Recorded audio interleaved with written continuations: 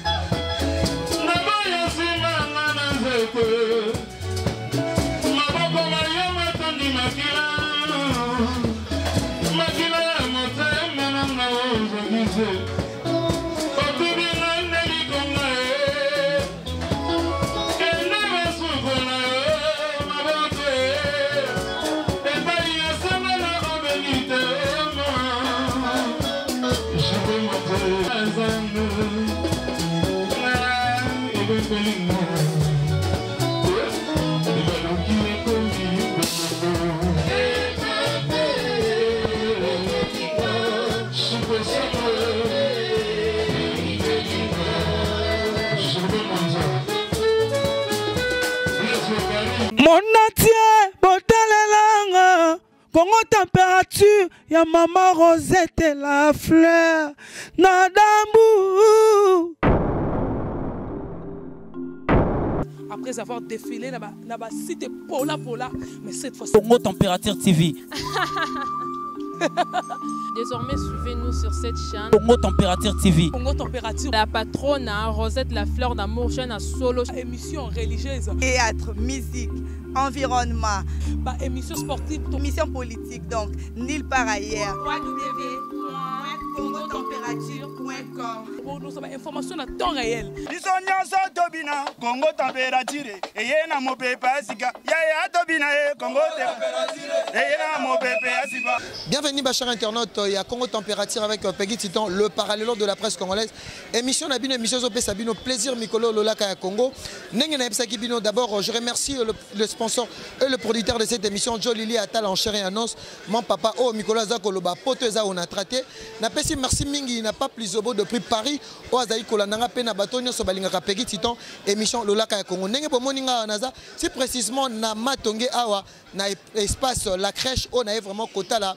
Américain, oh, parce que Mikolo Tozo Bengara, Mikolo, ceux qui sont artistes et musiciens, au petit tour, Namboka Donald Trump, ceux qui sont artistes et musiciens congolais, oh, Toye Koyamba, sommet de sommet, Montana Kamenga, oh, Awuti fraîchement, Namboka Donald Trump, oh, émission Nabino Lolaka Congo, tellement Tolingaka Mingi, qu'on sait la promotion d'artistes et musiciens, Nenge Peggy Titan, Nazar Mibenga Mikolo, le défenseur de la presse congolaise, oh, Lelo Nakoyambe Labino Yotoko Solane par rapport, il y a ma solo, Zali Kotambola surtout, artistes et musiciens, Nenge Ni Bazali ko évoluer. Déjà là, je vais dire. Je vais faire appel déjà à mon invité Montana Kamenga, sommet de sommet, où vraiment boye billet, batu nyonso vraiment balingaka voix rock nae, voix wayemba kitoko, celle la bino banzembo kitoko, où boye billet na ba belle mélodie parce que parmi les grands chanteurs pays icônes yambo kanabiso, où déjà je vais le dire bonjour, sommet de sommet. Ouais, bonjour. Bonne santé. Ouais, ça va par la grâce de Dieu. Mais au sali surprise moko boye oyo. Bah mélomane ya musique au baibika ke Montana Kamenga avec na propre fort na parce qu'il faut le dire au tiko tambola vraiment ba pays d'Afrique lelo vraiment faut de loba qui malgré que ba soutien ko kozala mais biso to moni ke lelo Montana Kamenga toujours na kati ya bibliothèque ya musique à Congo parce que ba ninga no ebele ba seda mais yo zali toujours ko continuer betela biso na sango boni bisika outi na mboka Donald Trump to moni kaka mbala moko na États-Unis betela biso na li solo to sango eloko ni otiko sala na États-Unis nakendaki Upper World, il est très bien. Bon, biso kendaka est comme ça les bengi biso hein. So les bengi te tokende ni. Le quoi les benga biso. Il y a au moins tokendaki mais bon, il est bien, il est vraiment très bien en Ngolo ensemble. Tu n'étais pas seul, on a vu aussi le Scrum qui était là à ton côté. JDT Moulopé. Oui. Ouais. Pour dire aujourd'hui. Héritier Bouchba là qui. Héritier Bouche. Congolais à vivre na Côte d'Ivoire. Ça t'a fait comment bateau bané comme on a Montana Kamenga, vous allez vraiment que ça là-bas fort aujourd'hui aux yeux invitations à Piawar. On peut dire quoi? C'est juste l'effort de la musique ou bien c'est juste kaka aux ana comme Montana Kamenga ndé babengi. Bazaki na besoin nanga. Bazaki vraiment la besoin nanga et ils m'ont cherché bazoi pas manager nanga José Long à la France. Ndé ba benga kié, yé le quoi qui na coordonné nanga, a benga ngamba la moko a proposé ngango. Na mona ki ngeza mabete, na bino problème te, le quoi la ba na besoin nanga et par rapport à nzembo nanga bébé Bouchou. Donc yangom te nzembo na sala ki na kende ko représenter pe Congo na États-Unis bon. Nzamba songa ki leki bien. Merci, tu as parlé de bébé Boutou. On peut faire plaisir à la chaîne internet Bazola Nabiso. Adjo Lili Atala en chair et annonce. Pas plus beau qui nous suit depuis Paris. Batnyo Sobaebi que Begiti on va recevoir. Nzembo bébé Boutou, tout le bayango, tout le monopolisé parole. Parmi Banzembo dans la bibliothèque de musique à Congo, so bayoki voix na ça la bien. Jusqu'à quand est-ce pour ça là, chaîne internet bateau balingara yomingi et ça la bien. Donc faut bien comprendre donc mission de la Congo. Ouais, bana poto, vous devez comprendre que l'émission Le Lac à Congo, jusqu'à Nzembo bébé Bouchou, prenez ça la plaisir, Nayemoko le boss cash, Jolili Atala. Oui. Jolili Atala, grand frère propre.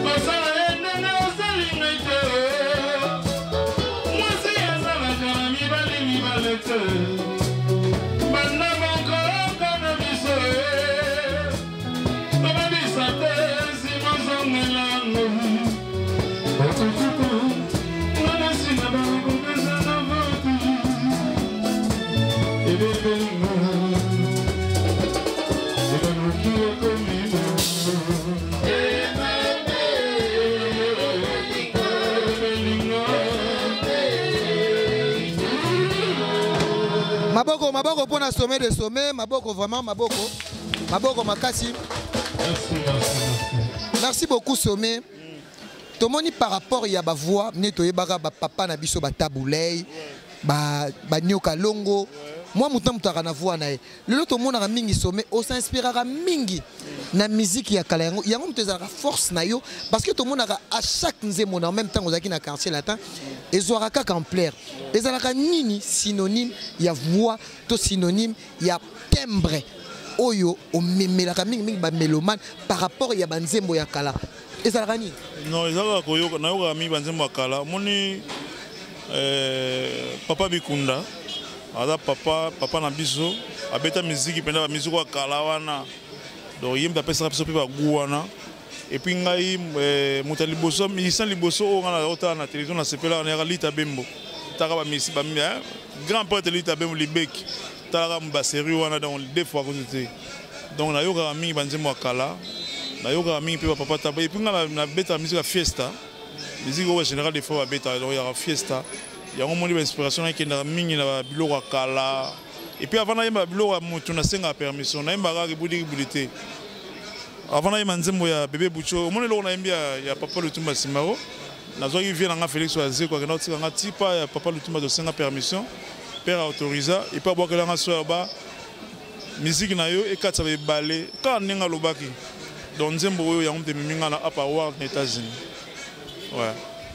Yana mutumoko boye abengaki nga depuis poto alobi en forgeant on devient forgeron. Montana Kamenga lelo lisola opawar et kamusi batu ndenge ba monyo na États-Unis.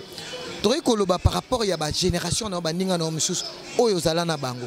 Relation ni Montana azalaka nango par rapport ya confiance to mono beti pe ba featuring na bande ko mususu.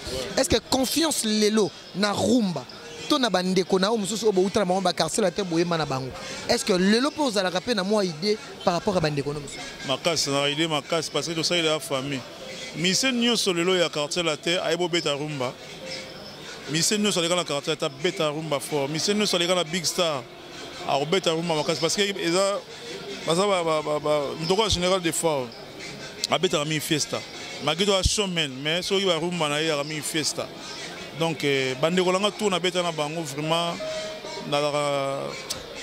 en tout cas bazara na place na motema langa parce que na zwa chance na kutana na vraiment na ba bosser bato ba yipe na ndule donc na zwa chance wa to lo bela lisolo ya soki oyebi yango te meilleur vocal oyebima na nzembo ya Fally Ipupa tango sali droit chemin inspiration wana na lingana d'abord avant bande parce que ça parmi ma meilleure vocal on a tous la masola bibliothèque parce que les autres tout le monde va musicien mais ba vocal na banzembo faut tika na bibliothèque ndenge ba papa na so batika avant d'abord to beta li solo wana ya coup de pouce wana parce que bato muso bakoboya vocal wana eza vocal o elelisa bato ezongisa banda ko muso mabala est-ce que inspiration tangu nzembo ba ekusaka nzembo inspiration ne utaka neli salela biso na nous parti wana avant to kotana na question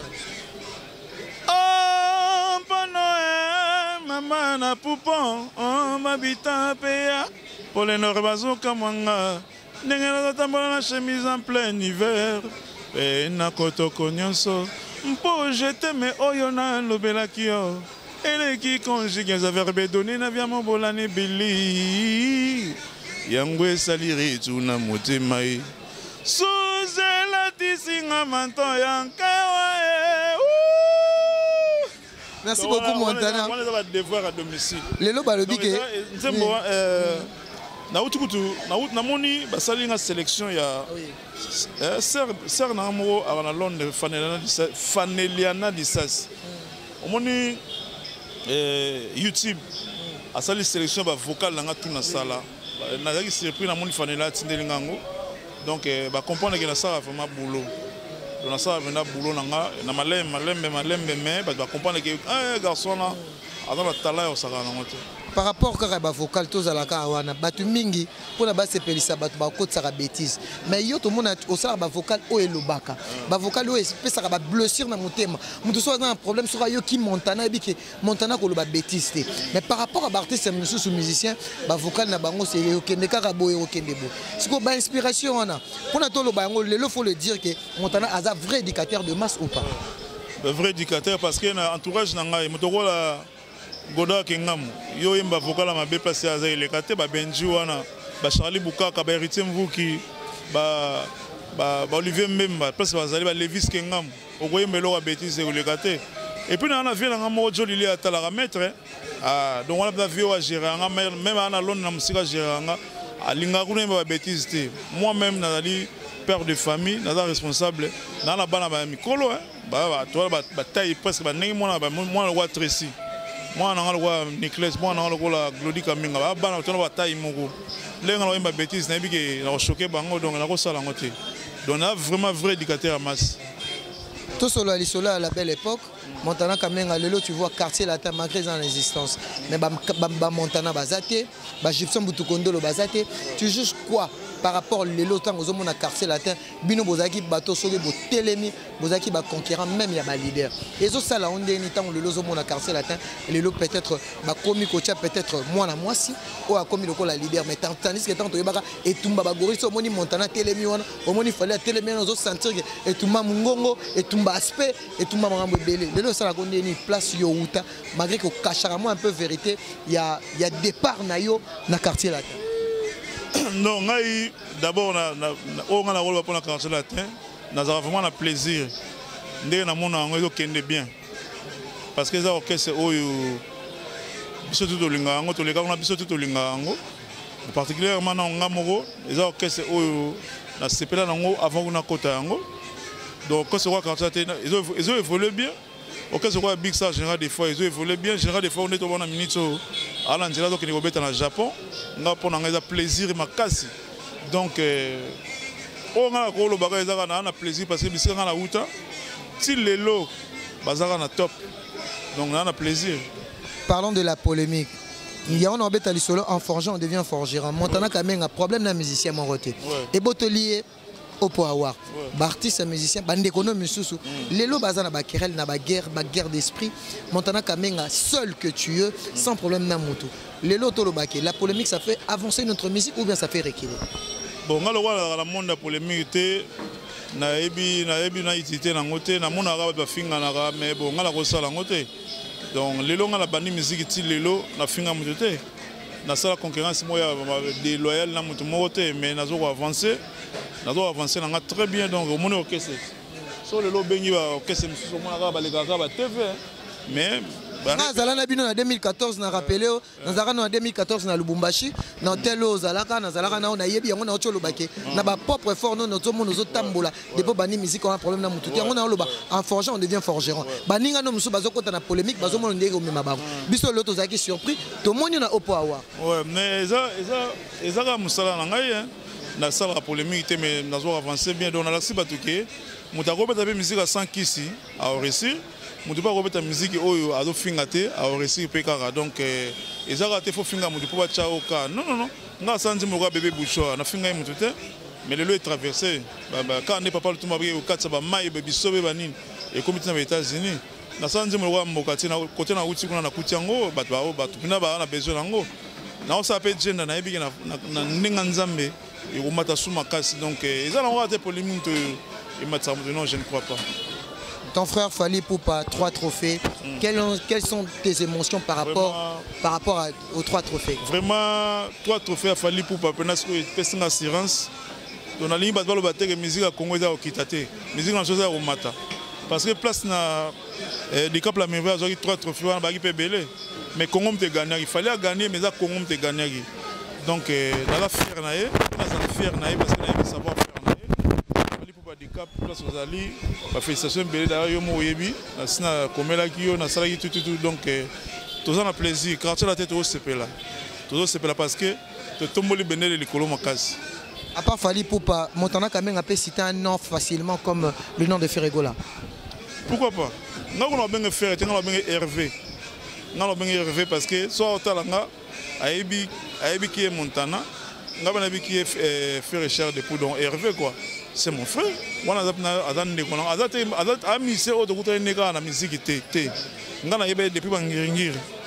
donc c'est un grand bosseur. Il a un talent belé. Il a un millier de fanatiques parce que si je peux bénir les rumba, c'est faire photo de maï. Donc, notre communauté pour nous bien, tout est bien, tout est bien, tout est bien, tout est bien, tout est bien. Montana Kamenga prépare quoi? Tout le monde peut avoir et puis déjà bien. On a un Mikolo en forgeant, on devient forgeron. Artiste et musicien, on bachaki makelele, au deux hommes on a bacha makelele. Qu'est-ce que ça fait prépare? Tu prépares quoi? Ça m'appelle que na Congo na Congo mission, seule mission à Kenya apa au te Congo ezakanga. Ezakanga na au te Congo. Donc na ndeto ale kuna Congolais avant na kina leka kwanga na lika belekanga. Donc au tout parce que c'est le pas qui chez l'état zala qui les boga là ba te poto ba ba leka mbala biso leka kwanga na lika donc seule mission au te Congo ezakanga. Donc on a rôle ba question que là qui prépare quoi? Qu'est-ce que ça se prépare? Donc gender. Gender, donc gender je m'appelle. Est-ce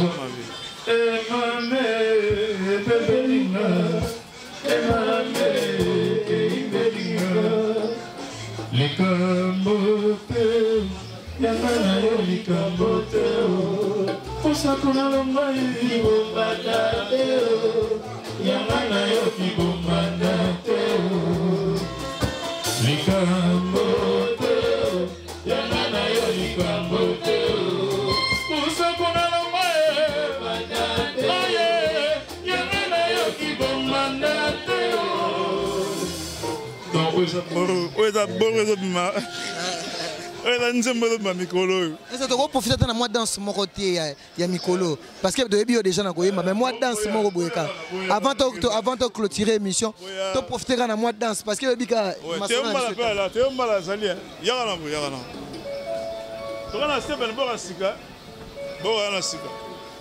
oui, bâté. Ouais, ouais. Oh, viens, on a bien, bien. Il est ma fidèle. Ok. Merci beaucoup, Sommet. Ok. Tu as moi le mot rapidement. Moi le mot rapidement pour te conclure.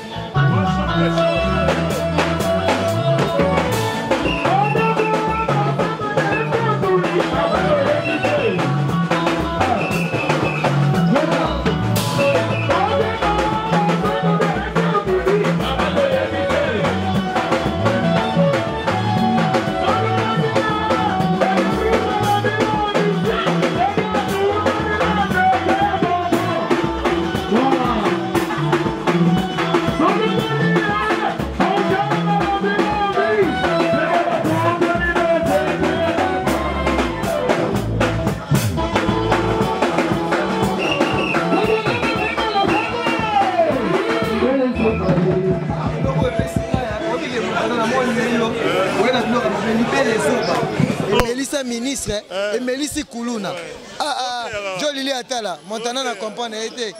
Na comprendre été na moto musique. Et ça ni nango. Trio. Donc te yaka batu, te ya. Do ba mama ba batu to ko négliger. Donc album agenda oyo na bisu. Za ina kanda Montana. Taka na ta oyo. Bimi musique mbala. Non, ezala ko nzambe. Nzambe so sa tshelo boko. Mutamukila ko boya ngote. Likambote yangana yo likambote usabona lumbaye batate yangana yo kibatate mubalina yo yebalo takinga matango ligoso ya lopanga na biso ayo bisinga yo na yo silakala akanga yo na mobali na mbeto asumela yo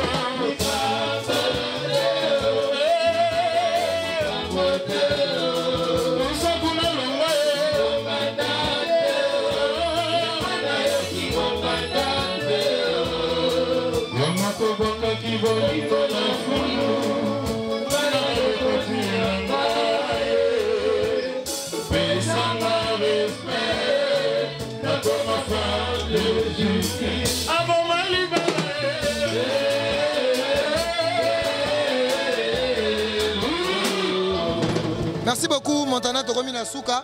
Merci pour l'invitation, Nayo. Vraiment, et ça, il soit plaisir. Parce que l'émission de Laka Congo, c'est la promotion partie de mission. Vous allez vraiment, journaliste bien édifié. Et ça, au programme par rapport à Batouba Zelanini. Parce que déjà, Batouba sentir déjà. Moi, ma dédicace, c'est un peu nécessaire. Non, le programme est que. Vendredi, lundi, mardi, mercredi, jeudi, vendredi, oyo. Toi, na Zambie, na Kitwe. Tobeta na Kitwe, na vendredi, oyo. Et puis samedi, on tobeta na Lusaka, na capitale ya Zambie, quoi. Donc samedi, le programme nanou. Et après, on a tous les studios na biso. Dans son monde, il y a générique au Salasika. Donc, Kalatewa, Tobi Misango, donc, Batubina Bazela, Bazela Genda, les albums Pitoko. Générique n'est pas que vous avez mis parce que écrit on est à Missi. Taï bangote. Talaka champagne bandimi. Talaka Chico Samandimi. Talaka Fabrice Samandimi. Blaise Yogarim Tate Mandimi. Paraluko qui 0-0. Jibo Mwanzandimi. Donc, en tout cas, Bato CP là. Si tu dis agenda, au moins ma flash card au salut, on a ça qui a encore d'extrême. Tout le monde a béni partout. On va bino et logo wana et zoya mabe. Musique sans fétiche, mais tout et comme tout ensemble. Merci beaucoup. Ngana CP liga. On a passé mbote na Goda Kengamu, Benji Garé, moi Moros Spencer, Maître Mandongala, Sam Kougou, mon ami d'enfance, Valentin Vangous. Avec un avant le Vangous n'a habité quoi, donc grand frère propre. Donc, battu tout, nani, il y a quel Rachidine Tim en Belgique, wana, Douve Moweni, donc là, moi, battu belé, na sous nani sous. Na sous nani sous. On attend comme beauté. Sam Koun attend déjà. Qu'est-ce que ma main en Allemagne? Michel Otsudi, Michel Otsudi. Donc, veut dire à quelle famille donc à quel caractère na famille Michel Otsudi a frappé bango dire José Longa Motalonga va faire malgré tout la ration rien mais Olonga va faire tonton Malos na Paris donc ba tout aller na Montana tout simple donc hier ala seul moto abanana moi c'est bon mwana ba boti ba koli abali momina et donc tout simple félicitations. Ouais. Charlie Boukaka rappelle na bisoa. Charlie Boukaka Olivier Mbemba. Donc héritier Mvouki. La crèche. Dans la crèche donc il est défaté. Vraiment mutuna ouais. Ouais, voilà ma famille.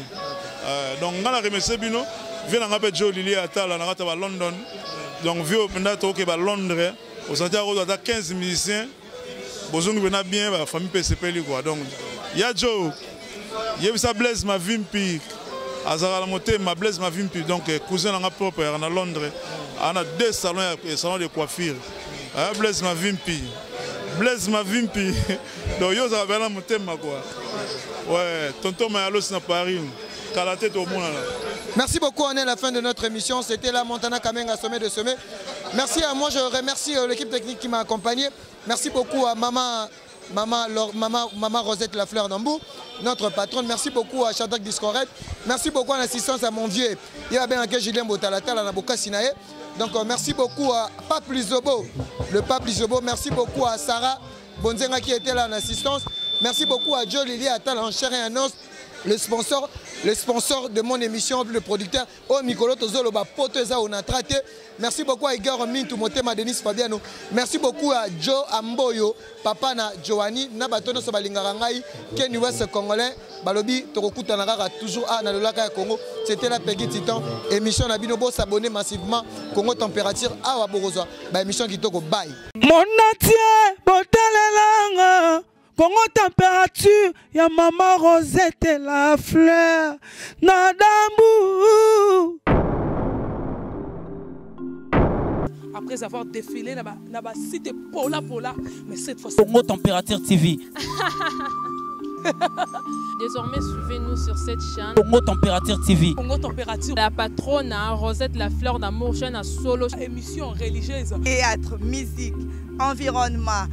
Émission sportive. Émission politique, donc, nulle part ailleurs.